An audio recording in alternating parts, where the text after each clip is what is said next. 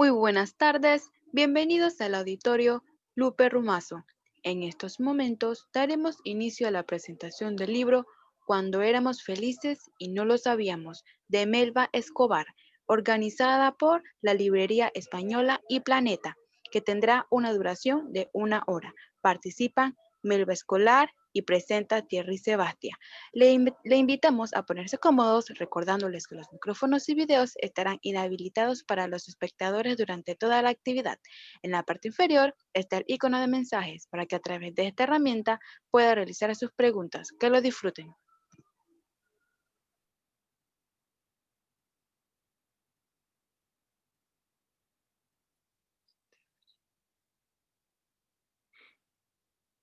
Iniciar. Sí, buenas tardes. Ahora sí me escuchas, Melba, ¿verdad? Buenas tardes. Estamos en vivo y en directo desde la Feria Internacional Virtual del Libro de Quito, primera edición. De este modo, estamos en directo con Melba Escobar, autora colombiana, quien el día de hoy nos va a comentar sobre su libro Cuando éramos felices pero no lo sabíamos. Este evento ha sido posible gracias a la participación, por supuesto, de la FIL de Quito, a la editorial Sex Barral, del Grupo Planeta y a la librería española que represento. Esta entrevista va a estar a cargo de su propio editor, que es Juan David Correa, que todavía no llega a esta sala, pero entiendo que se está conectando. En todo caso, Melba, te deseo una bienvenida y voy a empezar esperando a que Juan se conecte para solamente pedirte que te presentes y de alguna manera empieces a hablar de tu obra. Muchas gracias. Bueno, buenas tardes a todos. Mi nombre es Melba Escobar. Cuando éramos felices, pero no lo sabíamos, es un libro de no ficción que escribí haciendo varios viajes a Venezuela en estos tiempos pandémicos, pues ya el último. Y bueno, veo que Juan ya logró entrar, excelente. Entonces ya seguiremos con Juan. Sí, solamente entonces, Juan, como no escuchaste la parte No, no, sí los introductoria. escuché, siempre los escuché, lo que pasa es que no me Vale, daban entrada. vale, Sí, Ah, perfecto. Juan, solamente quisiera precisar para el público oyente que nada más y nada menos va a entrevistar a su autor, puesto que Juan es el editor de dicha editorial. Entonces, qué lujo y qué maravilla de entrevista que nos espera ahora. Vamos entonces a tener 50 minutos, si están de acuerdo, y 10 minutos antes del cierre de la conversación, de la presentación, una sesión de preguntas para el público. Adelante y vale. bienvenidos, Juan. Qué gusto verte. Melba también. Adelante. Muchas gracias. gracias. Gracias, Thierry. Y bueno, lamento mucho el inconveniente técnico. Hasta los paranoicos también nos persiguen. Yo estaba aquí desde las 3:20, muy juicioso, sentado oyendo otras charlas. Pero bueno, hola Melba, buenas tardes. ¿Qué ¿Qué tal? tal? ¿Cómo Bien, va? todo Bueno, bien. nada, lo primero es hacer una pequeña corrección porque yo mismo la he cometido incesantemente, no sé por qué. El libro de Melo se llama Cuando éramos felices, pero no lo sabíamos. Pasa con los títulos largos que me encantan a mí, pero evidentemente cuando son tan largos uno comete errores. Y ese pero y ese y seguramente significan algo. Así que nada, yo celebro que hoy estemos aquí con Melba, una colega, amiga, escritora colombiana, para quienes nos están viendo en Ecuador, pues nos sobra presentarla. Melba es caleña, estudió literatura en la Universidad de los Andes aquí en Colombia, ha hecho diversos estudios también en Barcelona, España, ha escrito varios libros, comenzó con un libro que aunque no está aquí en su bibliografía, creo yo que hace parte también de su obra, que es un libro sobre niños en Bogotá, un libro precioso, y en 2010 ya arrancó con la editorial en la cual trabajo yo, que es Planeta, con una primera novela que se llama Duerme Vela. Después publicó eh, La Casa de la Belleza en 2015. En el medio de los dos libros hay un libro infantil con la editorial Tragaluz que se llama Johnny y el Mar, que es precioso. Si no lo conocen, se lo recomiendo. hace 2 años publicó su tercera novela, que se llama La mujer que hablaba sola, y 2 años después estamos de nuevo juntos para darle la bienvenida a este libro, que es Cuando éramos felices, pero no lo sabíamos. Creo que para Ecuador y para Colombia es una verdad revelada y de a puño la migración que hemos sufrido durante estos últimos años. En Colombia hay más de 2 millones de venezolanos que han llegado producto de una crisis innegable en el país vecino, y a Ecuador otro tanto, así que creo que la realidad de la inmigración no es ajena para nosotros y no es ajena para el mundo entero. Es decir, todos los países han tenido inmigraciones importantes a causa de la guerra. Europa misma puso miles de migrantes y millones de migrantes en el mundo entero, y esto no es una realidad, digamos, de países del tercer mundo, primer mundo. Pero lo extraño y lo paradójico, y con esto yo quería comenzar, Melba, es que a pesar de todo eso que es tan evidente de las noticias, de las millones de menciones, de los debates, desde hace 20 años, es como si nadie se hubiera preguntado por quiénes son esas personas que están en la calle. Así que me encantaría, Melba, con las buenas tardes de nuevo, que nos contara, pues, por qué se le ocurrió hacer este libro. No sé si la pregunta precisamente es esa, por esos vecinos y por esa gente que vemos todos los días y a veces alzamos los hombros y como que poco nos importa el otro. Así que bienvenida. Sí, gracias. Pues primero sobre el título, es cierto, yo creo que quizás se ha debido llamar Cuando éramos felices y no lo sabíamos, porque es un dicho muy común, especialmente en Venezuela, y creo que cada vez más va a serlo en todas partes del mundo, porque se puede además acomodar a muchas cosas, ¿no? Acá me acuerdo que cuando le fue tan mal a la selección Colombia, estaban usándolo para referirse a Peckerman, que era el director técnico que nos tuvo en un mucho más feliz momento con la selección. Pero bueno, yo creo que ese pero se refiere a algo muy coloquial y literal que escuché en alguna frase, que alguien lo dijo así, ¿no? Cuando yo le pregunté, ¿cómo era antes? ¿Cómo era esto antes? Miren, cuando éramos felices, pero no lo sabíamos. ¿Te refieres a eso, no? Yo creo que este es un libro muy oral. Aquí hay muchos diálogos. Aquí hay muchas conversaciones que nacen, digamos, de la curiosidad mía, bastante honesta y desinteresada, sobre todo, que yo creo que es una palabra que se ha vuelto cada vez más viciosa o difícil de creer, ¿no? Porque como que los mensajes casi siempre vienen con un propósito o se nos está comunicando algo con un propósito. Yo sentía que a nivel de los grandes medios uno a menudo siente que todo viene con un editorial, con una segunda intención, como con una carta bajo la manga, ¿no? Entonces nos están hablando de Venezuela, pero al mismo tiempo nos están hablando de Trump o de Guaidó o de Duque o de Uribe y se vuelve tan político muchas veces que pierde uno como de visión a ese ser humano que está ahí al otro lado y que de repente lo ha perdido todo y que sobre quien no sabemos realmente nada, ¿no? Entonces un poco ese relato que era el que a mí me interesaba, sentía que no era un relato al que tengamos un acceso tan fácil, ¿no? Sin embargo, claro, vivimos en una ciudad como Bogotá, que como cualquier otra gran ciudad de Colombia, hay venezolanos en todas las esquinas. Eh, y pues hay venezolanos además de todos los estratos sociales, ¿no? Primero llegaron los que podían comprarse grandes apartamentos en Barranquilla y Bogotá y Medellín, y luego vino más la clase media y luego ya los caminantes que vinieron huyéndole al hambre y la desesperación.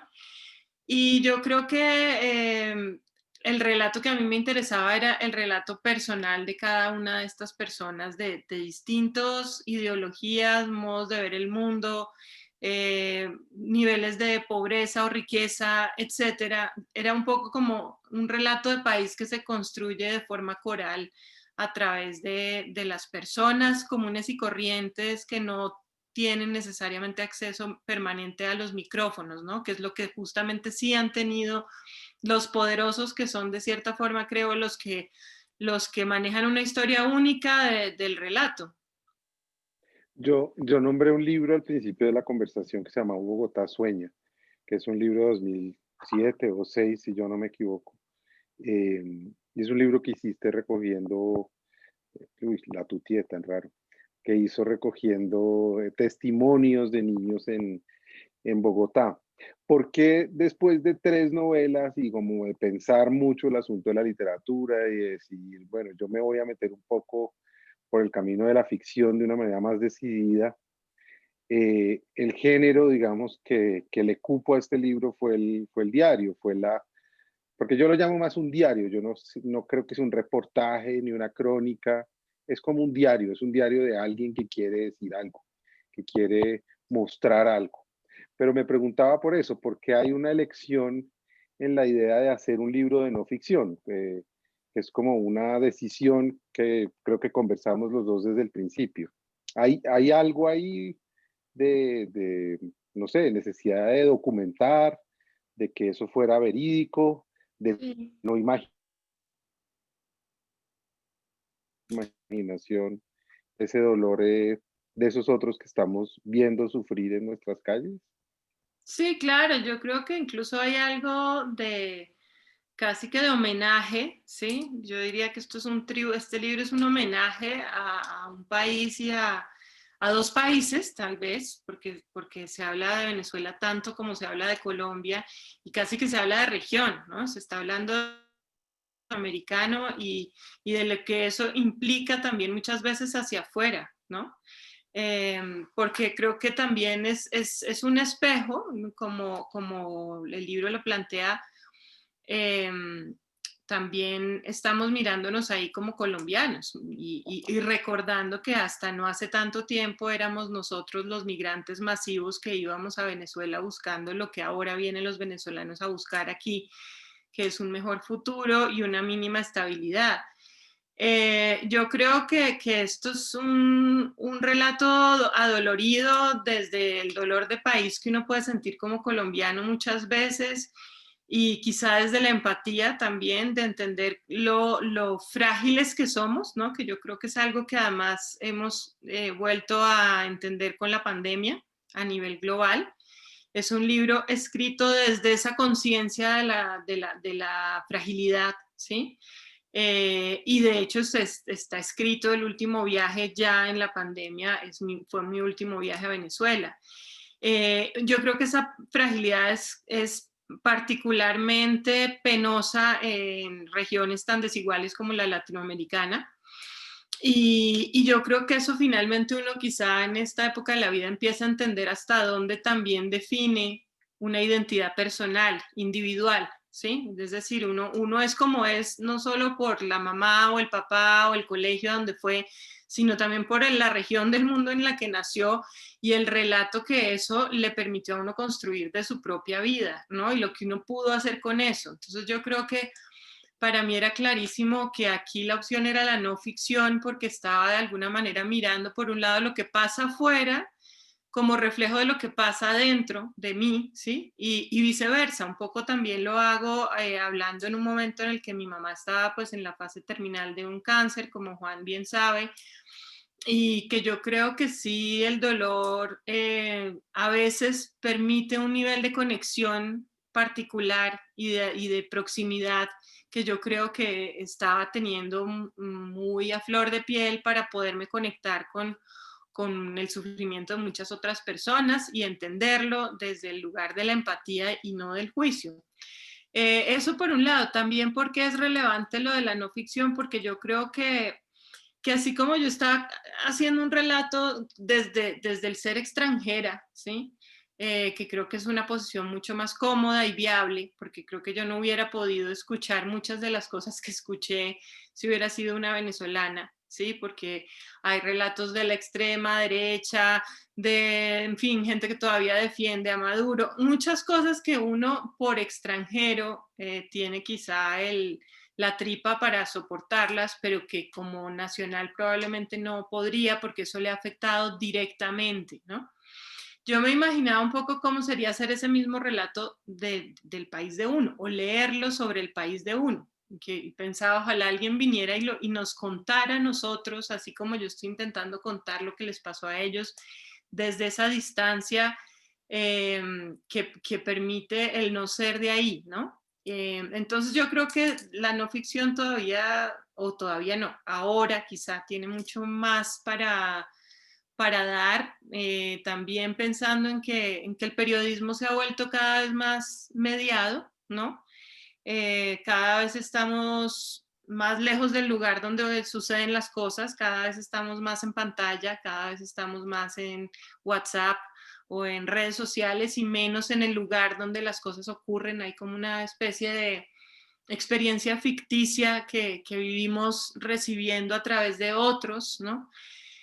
Y a mí me parece que es muy complejo porque finalmente en esa ser testigo de primera mano sí hay una humanidad que no está presente cuando estamos mediando esa realidad a través de la tecnología, ¿no? Yo creo que es muy complejo porque además en estos tiempos pues cada vez estamos más encerrados, porque casi que por ley estamos encerrados, en un momento dado era por ley que estábamos encerrados, que nadie salga de sus casas y obedecimos, ¿no? Uno se puede también de cierta forma recostar en eso, ¿no? Es que yo estoy obedeciendo y no me dejan que salga aquí a ayudar a nadie, ni a preocuparme por nadie más que mis dos hijos y mi marido, y estoy cumpliendo con la normatividad. Entonces yo creo que eso es peligroso, ¿no? Porque de cierta forma nos están poniendo aún más fácil que nunca esa falta de empatía y esa falta de sensibilidad hacia el dolor ajeno. Casi que ya tenemos una prescripción médica y pública que nos permite la indiferencia.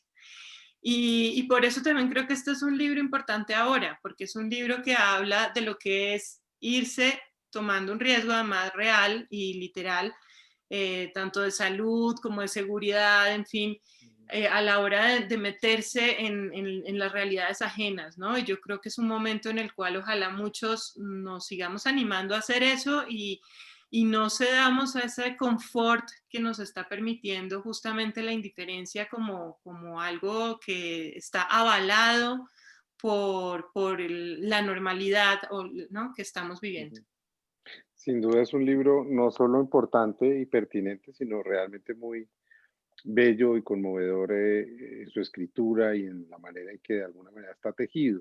Y como la decisión inicial fue decir, mi lugar de enunciación es la no ficción, pero es una no ficción distinta porque evidentemente yo sé que leyó muchas cosas y se documentó, pero digamos la deriva a la que se quería someter, que creo que además fue muy valiente, es decir, no cualquiera se anima, no porque Venezuela sea, quizás ni siquiera es más peligroso que Colombia, eh, pero en todo caso viajar en nuestros países es complejo, y más en la exacerbación en la que vivimos, en esta transición tan compleja que vivimos en Colombia y evidentemente en la crisis que está Venezuela.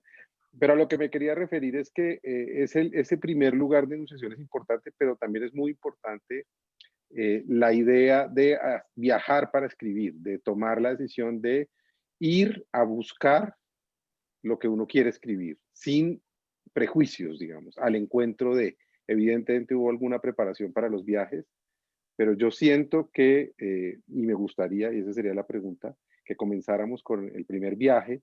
No nos vamos a pasear por los cuatro, pero quizás quienes nos están oyendo puedan entender de qué se trata pensando en eso. Toma la decisión, mi idea es escribir un libro sobre este país y sobre este lugar que no estamos viendo o sobre la gente de ese país. Y lo segundo es, voy a irme a un primer viaje. ¿Cómo es ese primer viaje? ¿Y qué es lo que pasa con la escritura? ¿Qué es lo que uno descubre cuando no va como periodista del tiempo, que también ha ido Melba a tomar notas desesperadas, a que no se le escape ninguna cifra, a no cometer errores porque hay una suerte de responsabilidad y de urgencia con donde uno publica, sino simplemente en un lugar que es muy bonito, que es alguien con una libreta que quiere ir a oír, que quiere ir a escuchar, para después escribir?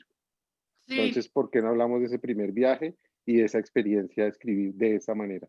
sí, yo creo que para mí fue muy importante en la preparación haber dado con viajes con Heródoto de Kapuscinski, Fue fundamental porque es un libro, fue su primer libro de no ficción y es un libro que él escribe completamente desde la perplejidad, como desde la aceptación de su ignorancia absoluta y su estar completamente perdido en la traducción de literalmente, porque lo mandan a la India de su primera salida desde Polonia y no habla ningún idioma distinto al polaco y no entiende absolutamente nada, ¿no? Y nos va contando a medida que él está aprendiendo inglés, leyéndose un diccionario que consigue de segunda, nos va contando un poco cómo esas palabras empiezan a tener un significado para él, ¿sí? Y es muy fascinante porque por un lado uno comparte esa perplejidad, entonces uno es viajero con él, uno mismo también se asombra de las cosas que él ve y que narra como es como un extraterrestre que narra desde la enajenación. Y también uno va de alguna manera sintiendo que hace todo el proceso con él cognitivo como de reconocimiento de esa otredad, ¿no? A mí me sirvió mucho porque me interesó justamente, yo dije, eso es lo que yo quiero, o sea, yo voy a de alguna manera viajar a lo desconocido, quiero sentirlo así, vivirlo así, que los demás me cuenten y me muestren y me digan, y yo ir contando es cómo lo descubro, ¿no? Entonces fue clave ese libro por eso. Y en ese sentido también para mí fue muy importante escribir muy en caliente y lo hice. Es decir, en ese primer viaje que yo creo que hay gente que me ha dicho que es el más pesado, probablemente es el que menos fluye, el menos narrativo, el menos emocionante narrativamente hablando, pero es porque de alguna forma sí da muchas claves de lo que está pasando y para mí también fue así, para mí fue abrumador, porque era como tratar de entender, bueno, políticamente esta gente cómo entiende esto, cómo explican lo que pasó, ¿no? Y me sentía muy perdida y yo creo que eso también se puede casi que ver ahí. Pero entonces yo lo que hacía era llegar todas las noches y escribir hasta que terminaba, porque de alguna manera Ahora, me interesaba también, pues, no sé, el color, el olor, la palabra exacta que había usado la persona con la que hablé, el sonido de la música de fondo. Es un libro que tiene mucho de atmósfera y de documental y que tenía como cierta conciencia de esto es un momento que yo quiero captar en lo mejor que pueda, ¿no? Como que el lector lo viva conmigo. Eso para mí era fundamental. para ser explícito ese viaje por dónde fue, para contarle a la gente geográficamente la frontera de Colombia y de Venezuela es muy extensa, es decir, es desde el oriente, del mediano, digamos, de Arauca y de toda la parte de los llanos y va hasta la punta de Colombia, que es la Guajira. Entonces es muy extenso, ¿por qué no hablamos de eso? Que además fue muy pesado, como lo dice Melba, pero yo creo que ese viaje es definitivo. ¿Por dónde fue y cómo era ese lugar? Pues el primer viaje fue simplemente, fue un vuelo Bogotá-Caracas, fue aéreo, fue quizá el más, pues 2 veces fui por avión. Luego el segundo viaje fue a Maracaibo, que fue quizá el más complicado, por la Guajira colombiana, desde Maicao por tierra hasta Maracaibo. El tercero fue Cúcuta, que es quizá el más transitado, por donde hay más movimiento y también más criminalidad. Bueno, La Guajira también, no sé, sabría uno decir cuál.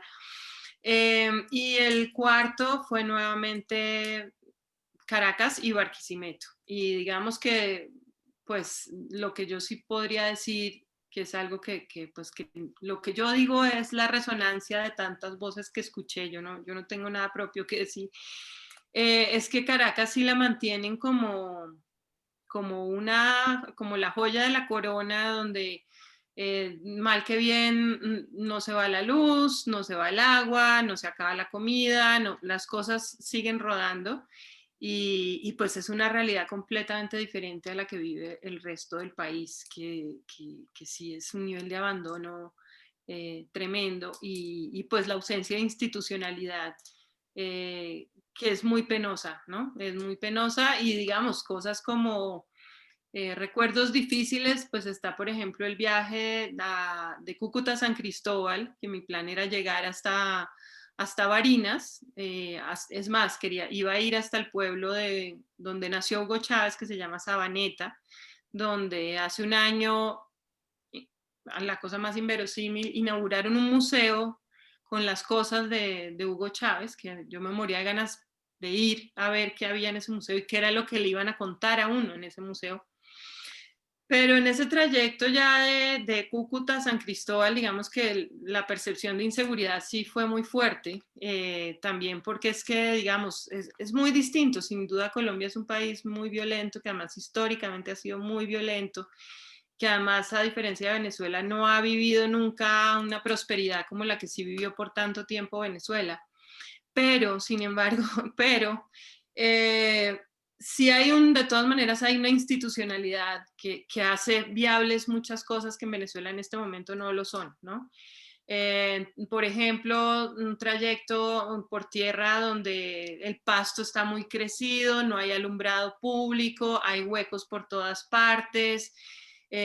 Cualquier persona puede salir de la carretera a robar en fin, y las historias son miles, y la sensación también de inseguridad que produce pues las autoridades, que yo sé que acá también puede pasar, pero lo que digo es que allá es ya como descaradamente y abiertamente, ¿no? Como narro en el libro, en Caracas hay varias historias de atracos y robos por parte de la Guardia, ¿no? Entonces, creo que es interesante también ese juego de espejos donde uno ve, donde uno se ve también y entiende también los reflejos, como decía antes, pues no sé, del estado, su ausencia en uno mismo y en las expectativas de vida que uno puede llegar a tener, ¿no?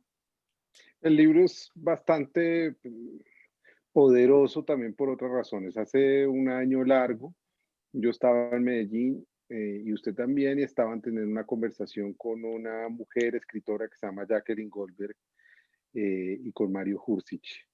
Y ella dijo algo que creo que a los dos, separadamente, yo estaba en el público y usted estaba en la tarima, nos cimbroneó por dentro. Es que ella dijo algo así como, no, nada, o todo lo que se imaginan de Venezuela es cierto, y todo lo que sea mentira también es cierto. Mucho, todo es cierto, pero a la gente vive en Venezuela, o sea, tranquilícense, no dejen de pensar que evidentemente estamos en una crisis, pero hay vida, hay conversaciones distintas. Y creo que eso es lo más notable del libro, y por eso quiero hablar de los personajes del libro, porque aunque todos estos asuntos que hemos comentado antes están presentes, no están presentes de una manera narrativa. Creo que el libro lo que hace, y la primera palabra que Melba usó para describirlo era que era un libro muy oral. Y a mí eso me gusta mucho porque en el fondo lo que estamos oyendo son las palabras de esos otros, por los que no nos hemos interesado y no nos interesamos. Además, es muy paradójico que Colombia tenga esta frontera y esa historia de hermandad con Venezuela, y jamás personas como nosotros dos nos hayamos interesado realmente en Venezuela. O sea, ahora sí, pero hace 20 años para nosotros, pues sí, era el país vecino, pero nadie iba a Venezuela, si acaso a Margarita o una cosa así, pero nadie diga, ay, voy a ir a Caracas, ¿sí? Como tampoco dice nadie, voy a ir a Quito. Los colombianos tenemos realmente a veces un parroquialismo muy fuerte. Pero a mí me gustaría hablar de eso, del encuentro con esos personajes y de lo que derrumban dentro de usted, que yo sé que iba bastante sin prejuicios, pero uno tiene de todas maneras prejuicios, quiéralo o no, esas conversaciones. Hay dos personajes de los cuales quiero hablar en particular. Uno es Jacqueline Goldberg y otro es Daniel, porque representan dos mundos distintos, y creo que eso es útil para quienes nos están viendo y quieran animarse a leer. El libro no es un tratado ni una conversación con un lugar ideológico, sino con personas que creen cosas muy distintas todas. Sí, pues digamos, de los prejuicios, de lo que a mí me puede haber sorprendido es que, como bien dice Juan David, somos muy parroquiales y sobre todo muy clasistas los colombianos. Eso es algo que uno vuelve a constatar en un país como Venezuela, ¿no? Que es un país donde prácticamente las clases sociales no existían antes, ¿sí? Porque realmente sí, bueno, existía la Venezuela petrolera, que era como otro universo, realidad paralela de los multimillonarios, y el resto, pero de todas maneras siempre tuvo una enorme clase media, muy fuerte, muy educada, con muchos privilegios, ¿no? Fueron unos niños ricos durante mucho tiempo y con todo lo bueno y lo malo que eso deja, ¿no? Digamos, de lo bueno que eso deja es que es un país mucho más educado que Colombia, sin lugar a dudas, en todos los sentidos, además, porque finalmente, pues ellos sí tienen un trato de igualdad donde no hay un complejo por el barrio en el cual se nació o por como nos pasa mucho a los colombianos o a los bogotanos que, como decía un amigo mío, tienen 45 años y se siguen preguntando de qué colegio salió. Más o menos a eso me refiero con que eso no pasa en Venezuela, ¿no? Es un país donde mucho más cosmopolita, finalmente es un país que se hizo de migrantes, quizá Perú un poco, pero no mucho más, es decir, uno va a ver y la mayoría de gente, como la misma Jacqueline Goldberg, la mayoría de la gente con la que yo hablé es gente que viene de otra parte, ¿sí? En ese sentido es casi como un Estados Unidos en América Latina, un país próspero, que en su momento fue riquísimo, que la gente sí veía ahí un sueño de hacerse una nueva vida y de hacer riqueza incluso, y mucha gente lo logró, ¿no? Muchos llegaron después de la Segunda Guerra Mundial y hicieron país, hicieron una vida. Entonces, eso marca una diferencia muy grande y creo que lo entendí en la cotidianidad. Yo creo que hay muchas cosas que uno las entiende es en lo pequeño, ¿no? Como en los gestos, en las palabras, en la forma de relacionarse. Este es un libro que yo creo que no solo es narrativo, sino también, como me han dicho algunas personas, difícil de soltar. Para mí eso es un gran halago. Yo creo que hay mucha acción, movimiento y tensión porque la hay en ese país, porque la hay entre los dos países y porque la hay en el momento que estamos viviendo todos de presente.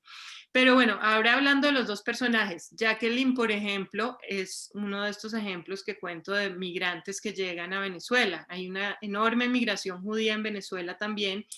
Y ella pues es poeta, está casada con un profesor de arquitectura de la Universidad Central, tienen un hijo que también va a la universidad y son gente cultísima, que les encanta la cocina. Jacqueline ha escrito mucho sobre cocina y que, como dice Juan, como ella bien dijo en Medellín, siguen viviendo, ¿sí? Es decir, ellos están enfrascados en el día a día. El día a día es qué vamos a comer hoy, ¿no? ¿Qué podemos comer hoy? O hoy, ¿qué tanto, hasta cuándo nos va a alcanzar la gasolina? ¿Hasta llegar hasta cuándo o hasta dónde? Y digamos que esto, pues hay una belleza ahí también. Yo creo que hay distintas formas de resistencia también que uno reconoce en estos momentos. Esa es una, ¿no? Como yo voy a seguir con mi vida y voy a hacer de mi vida un ritual diario y voy a dejar de preocuparme por el mañana porque el mañana dejó de ser algo en lo que podamos pensar. Hay también personajes que se han dedicado pues al altruismo y a la entrega absoluta, a ayudar por encima de todas las cosas, y hay personajes como Daniel.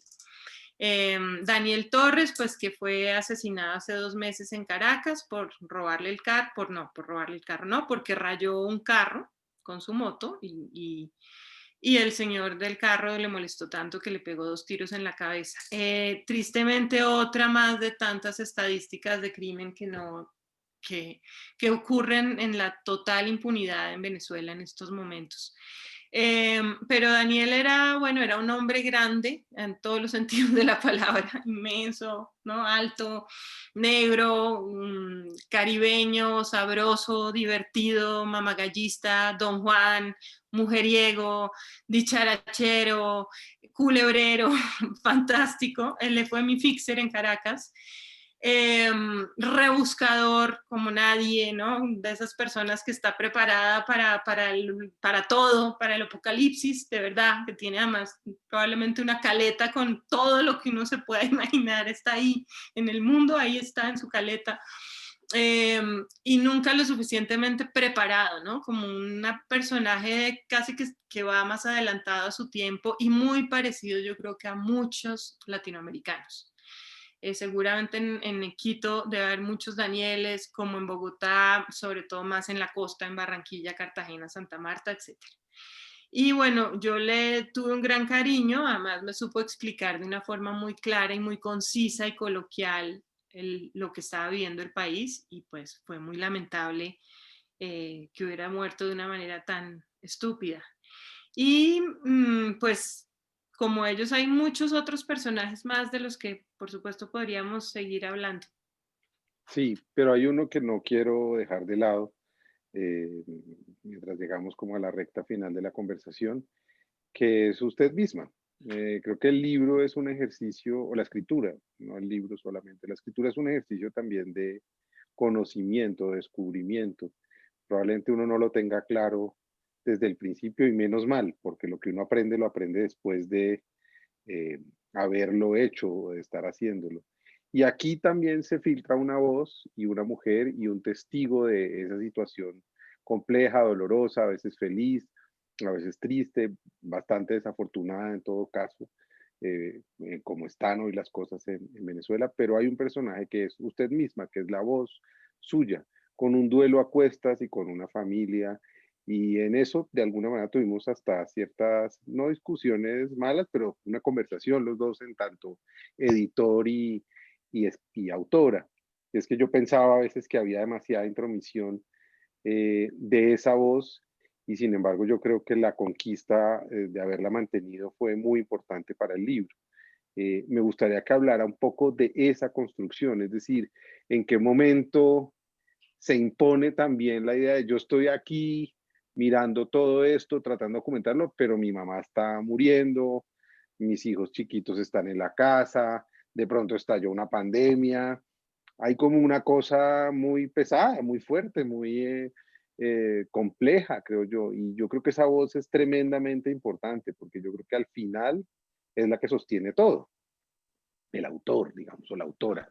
No porque lo maneje todo, las voces hablan solas, los libros, pero sí hay una estructura que sostiene y que sostuvo usted durante un año y medio. Me gustaría saber, fuera de todo esto que yo he nombrado, ¿qué le pasó a usted como escritora con este libro? ¿Qué cosas aprendió? ¿Qué cosas aborreció?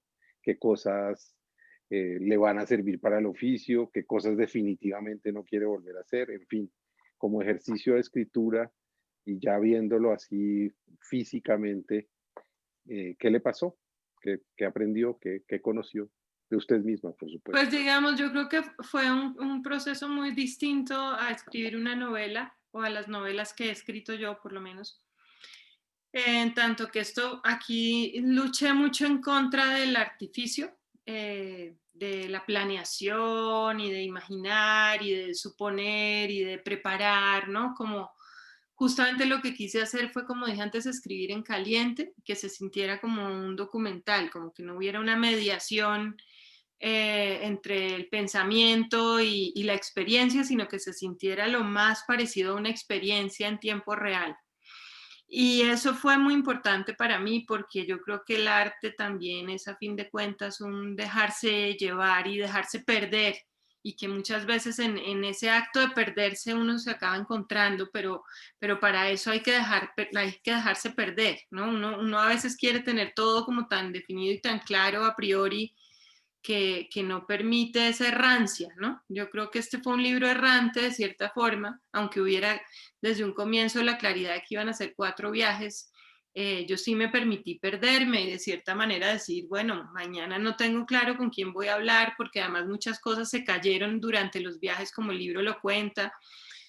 Llegué a estar sin plata, sin conexiones, sin contactos, tirada llorando en un andén, en fin, sí, como hubo situaciones fuera de control, porque de cierta manera fue un viaje que implicaba una cierta pérdida del control, y yo quería justamente esa errancia, ¿no? Como que yo creo que en ese errar hay también grandes descubrimientos, y yo creo que eso es algo muy importante que permite la escritura, pero que muchas veces los escritores, como usted o yo, después de haber escrito un par de libros, ya queremos tener mucho más control sobre el proceso del que realmente hay que permitirse, ¿no? Yo creo que permitirse perderse es fundamental y eso fue lo que pasó aquí y fue importante recordarlo.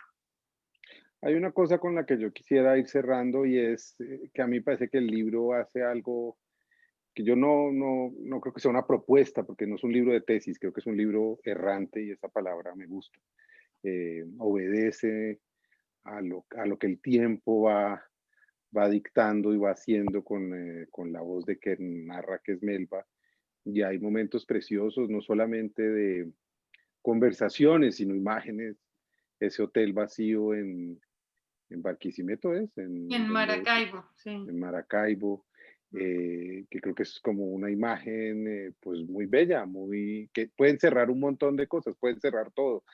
Eh, pero yo quería cerrar un poco diciendo que para mí el libro contribuye a algo fundamental, tanto en Ecuador como en Colombia y como en Perú y como allí donde estén llegando personas después de un drama humanitario, en este caso político y social, y es un poco a derrumbarnos, o por lo menos a permitirnos empezar a imaginar ese otro.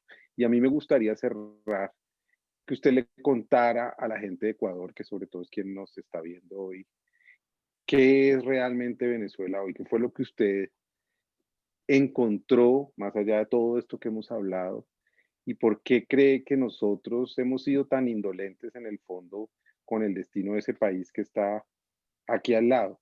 ¿Qué cosas ha pensado al respecto? Es decir, ¿por qué nos hemos limitado a hacer informes de prensa, como usted dice, desde la comodidad, a opinar, a participar en discusiones digitales, pero nos hemos involucrado, me parece, muy poco como sujetos, digamos, sociales? Nuestros dramas son hechos, o quizás obedece a que tenemos otros dramas y no podemos con otros. Pero en fin, me gustaría como oírle un poco esa conclusión que usted saca sobre lo que vio después de 2 años, casi Sí, yo creo que el final del libro, uno de nosotros lo estaba haciendo. sí, yo creo que el final del libro, hay hacia el final una partecita que se llama Vengo del futuro.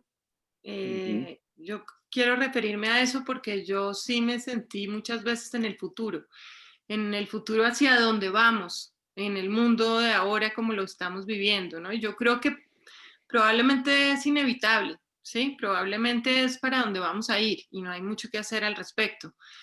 Pero, pero aún en ese futuro, ¿por qué lo llamo así? Porque la desigualdad está mucho más extremada que en ningún otro lugar, porque la impunidad es total, porque de alguna manera ya el afán de supervivencia lleva a actos desesperados, porque vamos, como hemos visto con la pandemia, además, en un mundo donde la desigualdad es cada vez más creciente, donde el cambio climático es muy agresivo.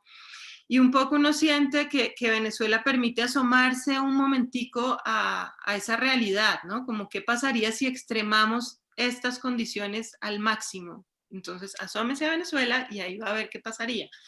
Y como decía Juan David, lo que uno ve son escenas muy diversas, como un hotel de 400 habitaciones con acabados en mármol, bronce y los materiales más costosos, donde yo fui la única huésped durante 5 noches.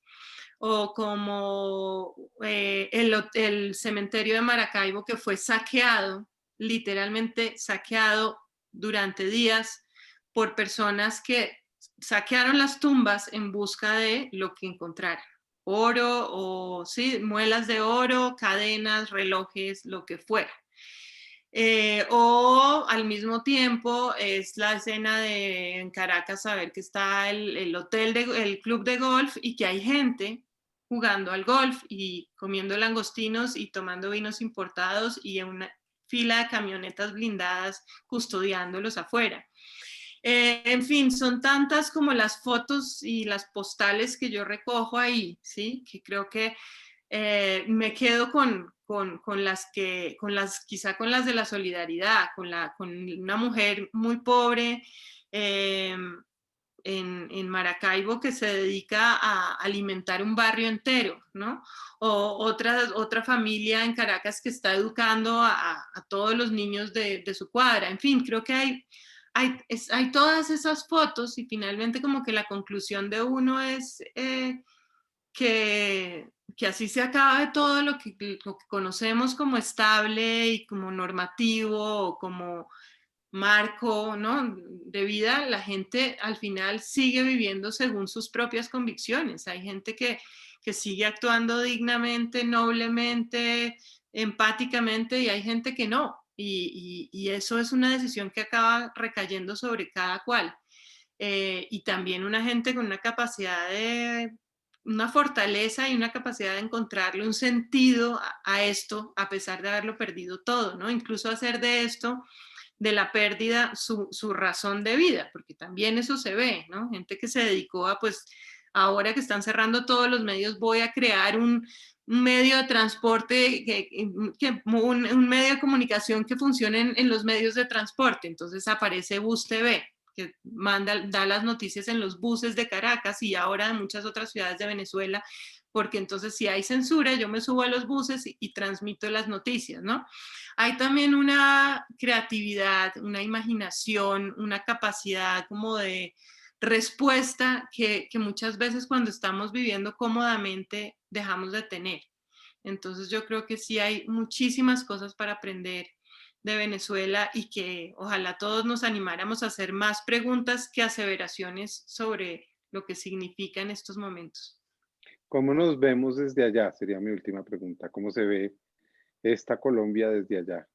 Hay una cosa que usted decía en otra charla y es que el nivel de hospitalidad que tuvimos o que tuvieron los colombianos que fueron a Venezuela quizás es distinto al nivel de hospitalidad que hemos brindado nosotros a los venezolanos, sin desconocer que evidentemente ha habido medidas públicas también de acogida y no ha sido evidentemente solo la xenofobia el lugar común, pero me gustaría establecer eso, esa diferencia quizás en esta última pregunta. Bueno, yo creo que también porque son situaciones muy distintas. Yo creo que la migración masiva que hubo de colombianos a Venezuela eh, también les resultó muy útil en su momento, ¿sí? Y era un país muy rico que no quería recoger la basura y vinieron los que la recogían. Entonces, en ese sentido, digamos, era un poco distinto a lo que pasa hoy, porque hoy en Colombia, porque para muchos colombianos el venezolano sí pone en riesgo su posibilidad de trabajar. Es real y es muy complejo sin duda y es decir eso, por supuesto, nunca justificaría la xenofobia, pero digamos que tenemos una situación bastante más desventajosa que la que podían tener los venezolanos que nos recibieron. Ellos nos ven, yo creo que todo este tema de la migración entre los dos países está muy mediado ahora por la política y casi que siempre era lo primero que decían, es decir, si uno ve Telesur, se da cuenta en 5 minutos que somos los más malos de la película, somos el villano de la película, los colombianos somos el villano, tenemos la culpa de todo, y además está tan bien producido que no hay forma de dudar, ¿sí? Yo pensaba, si uno se queda viendo ese canal muchos años, le lavan el cerebro y todo lo que digan en ese canal va a ser la única verdad, no va a haber otra. Entonces me parece complejo porque creo que si bien debe haber bastante de cierto en algunas de esas afirmaciones, también hay mucho de falso, ¿no? Y se ha reducido mucho el debate a derecha, izquierda, buenos, malos, ricos, pobres, utilitarismos, y casi siempre ese discurso político salía a flote, solo con que yo abriera la boca ya era bastante para... Incluso muchas veces asumían que tenía que ser de derecha o que tenía que apoyar a Duque o que por el solo hecho de ser colombiana, ¿no? Que es muy, muy difícil también, de cierta forma, como las nacionalidades casi adquieren una camiseta de un color determinado, de un partido o de un equipo para el cual uno no debería estar jugando o no, solo por eso, ¿no? Bueno, pues nada, nos queda un minuto para despedirnos. Gracias a Thierry, a la Librería La Española, a la Feria Internacional del Libro de Quito y a Melba, por supuesto, por escribir este libro. Estamos muy felices y ojalá de ese lado, en Ecuador, lo lean, se entusiasmen. Creo que este libro es esencial en la situación que vivimos hoy con respecto a Venezuela. Gracias, Thierry, gracias, Melba. Sí, por mi Gracias. parte, de parte de la Librería Española, muchísimas gracias. por esta excelente y muy interesante conversación. Juan David, un saludo desde Quito. La última pregunta era muy importante también para entender la visión de los venezolanos hacia afuera. Y gracias, Melba, por tu excelente intervención. Muchísimas gracias. Un saludo desde Quito y saludos a Colombia. Gracias. Gracias. Chao. Hasta luego. Hasta Chao. luego.